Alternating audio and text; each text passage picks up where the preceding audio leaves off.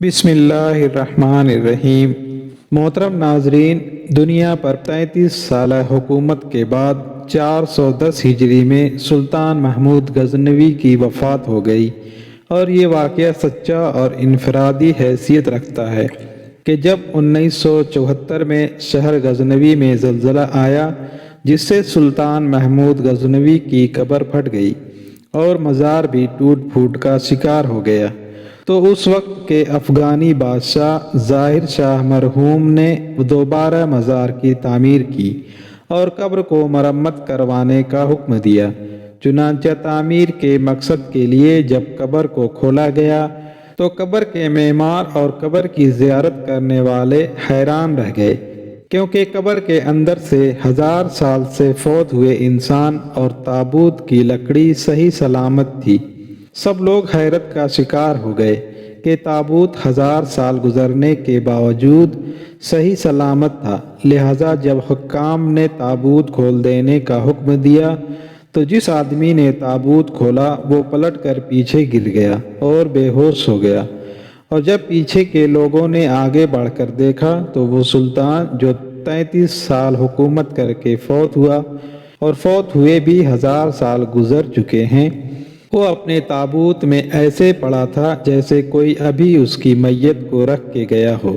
اس کا سیدھا ہاتھ سینے پر تھا، جبکہ الٹا ہاتھ اور بازو جسم کے متوازی سیدھا تھا، اور ہاتھ ایسے نرم جیسے زندہ انسان کے ہوتے ہیں۔ دوستو، زندگی مختصر ہے اور وقت تیزی سے گزر رہا ہے۔ وقت کے آگے طاقتور سے طاقتور بادشاہ کمزور اور بے بس ہے۔ وقت کو کوئی نہیں روک سکتا، لیکن وقت پر جس شخص نے اللہ تعالیٰ کی مخلوق کی بہتری بنائی اور اللہ کی خوشنودی کو مقدم رکھا، وہی شخص مرنے کے بعد بھی لافانی ہے۔ سلطان محمود صحیح معنوں میں دین اسلام سے محبت کرنے والا محافظ، بلند کردار اور بلند حوصلہ شخص تھا، جو نبی کریم صلی اللہ علیہ وآلہ وسلم سے والہانہ محبت رکھتا تھا۔ ایک دفعہ سلطان نے اپنے غلام ایاز کے بیٹے کو "او ایاز کے بیٹے، مجھے وضو والا لوٹا لا کر دو" کہہ کر بلایا، تو ایاز، جو کہ سلطان سے ایک سچے مرید کی طرح محبت کرتا تھا، فوراً حاضر ہوا اور کہنے لگا، "حضور، کیا مجھ سے کوئی غلطی سرزد ہوئی ہے جو آج آپ نے میرے بیٹے کو نام سے نہیں پکارا؟" تو سلطان محمود نے کہا کہ ایسا نہیں ہے، چونکہ تمہارے بیٹے کے نام میں محمد آتا ہے، میں ہر وقت یہ نام وضو میں لیتا ہوں، اور میں اس وقت بے وضو تھا، اس لیے میں نے تمہارے بیٹے کو نام سے نہیں پکارا۔ بھائیو، آپ اندازہ لگا لیں کہ جو سلطان بے وضو محمد صلی اللہ علیہ وسلم کا نام بھی نہیں لیتا تھا، تو اس سلطان کو محمد عربی صلی اللہ علیہ وآلہ وسلم کے ذات اقدس سے کس قدر محبت ہوگی۔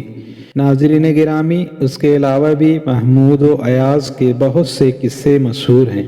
محمود غزنوی افغانستان کا بادشاہ تھا۔ وہ بہت پرعزم اور باہمت بادشاہ تھا۔ ایاز اس کا ایک غلام تھا جو کہ اپنی ذہانت و قابلیت، فرض شناسی اور ایمانداری سے محمود کا وزیر خاص بن گیا۔ محمود اس پر اندھا اعتماد کرتا تھا اور اسے بہت پسند کرتا تھا۔ محمود کے باقی وزراء اور امراء ایاز سے جلتے تھے اور ہمیشہ اس کی برائیاں اور خامیاں ڈھونڈنے کے لیے کوشاں رہتے تھے، لیکن ایاز نے ہر موقع پر خود کو اس عزت اور اعتماد کا اہل ثابت کیا جو بادشاہ نے اسے دی۔ ایک دفعہ محمود غزنوی رحمۃ اللہ علیہ کے تمام وزراء نے مل کر ایاز کی غیر موجودگی میں یہ شکایت کی کہ ایاز ایک غلام ہے اور باقی تمام وزراء بڑے خاندانوں اور نام و نسب سے تعلق رکھتے ہیں۔ ایک غلام کی اتنی قدردانی اور اس کو دربار میں اتنی عزت دینے سے ان کو اپنی ہتک محسوس ہوتی ہے۔ ایک غلام قابل نہیں ہوتا کہ اس کو ایسا مقام دیا جائے۔ محمود غزنوی رحمۃ اللہ علیہ نے کہا، "ٹھیک ہے، میں دیکھتا ہوں۔" اگلے دن دربار میں محمود نے ایک بہت قیمتی ہیرا شاہی خزانے سے منگوایا اور ساتھ میں ایک ہتھوڑا بھی۔ محمود نے اپنے ایک اعلی نسب وزیر کو بلایا اور کہا، "میں تم کو حکم دیتا ہوں کہ اس کو توڑ دو۔" وزیر نے اپنے آپ کو عقل مند ثابت کرنے کی کوشش میں کہا، بادشاہ سلامت، یہ قیمتی ہیرا ہے، بہت قیمتی ہیرا، اور ریاست کی امانت ہے، اس سے نقصان ہوگا، اس لیے میرے خیال میں بادشاہ سلامت اپنے فیصلے میں نظر ثانی فرما لے۔ محمود نے کہا، ٹھیک ہے۔ اس کے بعد ایک اور وزیر کو بلا کر یہی حکم دیا۔ اس نے بھی اسی قسم کی وجہ بیان کی اور خود کو بادشاہ اور قوم کے نقصان سے بچانے کے لیے عقل مند ثابت کیا۔ یہاں تک کہ محمود نے ایک ایک کر کے تمام وزراء کو بلایا اور وہی حکم دہرایا، لیکن کسی نے بھی ہیرا نہیں توڑا۔ ان میں سے ہر ایک نے انکار بھی نہیں کیا، لیکن کوئی نہ کوئی عقلی دلیل بادشاہ کے سامنے پیش کر کے معذرت کر دیا۔ محمود سب سے بہت خوش ہوا کہ انہوں نے بادشاہ اور قوم کو نقصان سے بچا لیا۔ آخر میں محمود نے ایاز کو بلا کر وہی حکم دیا تو ایاز نے فوراً ہتھوڑا پکڑا اور ہیرا توڑ دیا۔ پورے دربار میں دہائی مچنے لگی کہ ایک غلام اور چھوٹی سوچ کے انسان نے اپنی کم عقلی سے اتنا بڑا نقصان کر دیا، اس کو کڑی سزا ملنی چاہیے۔ محمود بہت برہم ہوا اور اس نے ایاز سے ہیرا توڑنے کی وجہ پوچھی۔ ایاز نے بہت ہی تاریخی جواب دیا اور پورے دربار کا منہ بند کر دیا۔ ایاز نے کہا کہ بادشاہ سلامت، میرے لیے آپ کا حکم اس ہیرے سے بھی زیادہ قیمتی تھا۔ ناظرین گرامی، اس کے علاوہ محمود غزنوی کے مصاحبین نے یہ شکایت بھی کی کہ بادشاہ سلامت ایاز کی ایک الماری ہے اور یہ اس الماری کو ہر وقت تالا لگا کر رکھتا ہے اور روزانہ اس الماری کو کھول کر دیکھتا ہے اور کسی دوسرے بندے کو دیکھنے نہیں دیتا۔ ہمارا خیال ہے کہ اس نے آپ کے خزانے کے قیمتی ہیرے اور موتی اس کے اندر چھپا کر رکھے ہیں، آپ اس کی تلاشی لیجئے۔ جب بادشاہ کو یہ شکایت ملی تو بادشاہ سلامت نے اسی وقت ایاز کو بلایا اور کہا کہ ایاز، کیا تمہارے پاس الماری ہے؟ اس نے کہا، جی ہاں۔ بادشاہ نے پوچھا، کیا اسے تالا لگا کر رکھتے ہو اور کسی کو دیکھنے نہیں دیتے؟ ایاز نے کہا، جی ہاں، بالکل یہی بات ہے۔ چنانچہ بادشاہ نے کہا کہ اس کی چابی لاؤ۔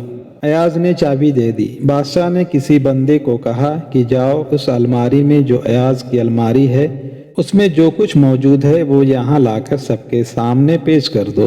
دربار کے دوسرے وزیر بہت خوش تھے کہ دیکھو اب اس کی حقیقت سامنے آ جائے گی، جب اس کی چوری کا سامان سبھی لوگوں کے سامنے پیش کیا جائے گا۔ لیکن اللہ تعالیٰ کی شان کہ جب وہ بندہ واپس آیا تو اس نے بادشاہ کے سامنے 3 چیزیں رکھی، ایک پرانا جوتا، ایک پرانا تہبند اور ایک پرانا کرتا۔ بادشاہ نے حیرانی سے پوچھا، اس میں کچھ اور نہیں تھا؟ اس نے کہا، جی نہیں، یہی کچھ تھا۔ پھر بادشاہ نے کہا، ایاز، اس میں تو کوئی قیمتی چیز ہے ہی نہیں جسے تم الماری میں بند کر کے رکھتے ہو اور کسی دوسرے کو نہیں دیکھنے دیتے ہو، اور ایسی چیز بھی نہیں ہے کہ جسے تم روزانہ آ کر چیک کرو کہ آیا یہ ٹھیک ہے یا اس کے اندر کوئی خرابی پیدا ہو گئی۔ ایاز نے کہا، بادشاہ سلامت، اصل بات یہ ہے کہ میرے نزدیک میرے ہاں یہ چیزیں بہت قیمتی ہیں۔